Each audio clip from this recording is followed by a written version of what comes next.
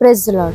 प्रियांनो, सैतानाचा एक अजेंडा आहे, तो म्हणजे कुठल्याही मनुष्याला प्रभू येशूच्या जवळ जाऊ द्यायचं नाही. मग त्यासाठी त्याला काहीही करावं लागलं तरी तो करतो.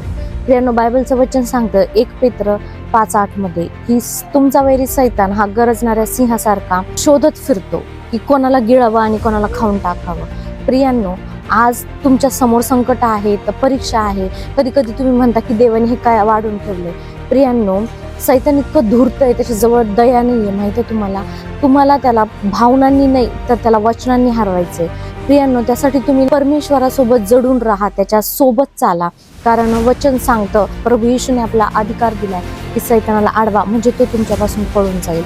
याकोब 4:7 मध्ये हे वचन लिहिलंय. प्रियांनो, तुम्हाला त्याला अडवायचंय, कारण तुम्ही त्याला अडवल्याशिवाय तो तुमच्यापासून पळून जाणार नाही. कारण त्यांनी तुमच्यामध्ये अशी काहीतरी गोष्ट बघितलेली असते. प्रियांनो, त्याला माहीत असतं की ह्या व्यक्तीपासून आपल्या सैतानी राज्याला धोका आहे, तुम्ही त्यासाठी घातक आहे सैतानासाठी. त्यामुळं तो तुम्हाला पाडण्याचा भरपूर प्रयत्न करेल, भरपूर तो तुमच्यावर संकट आणेल. पण प्रियांनो, तुम्हाला एकच शस्त्र घेऊन उभा राहायचंय, ते म्हणजे जिवंत देवाचं वचन.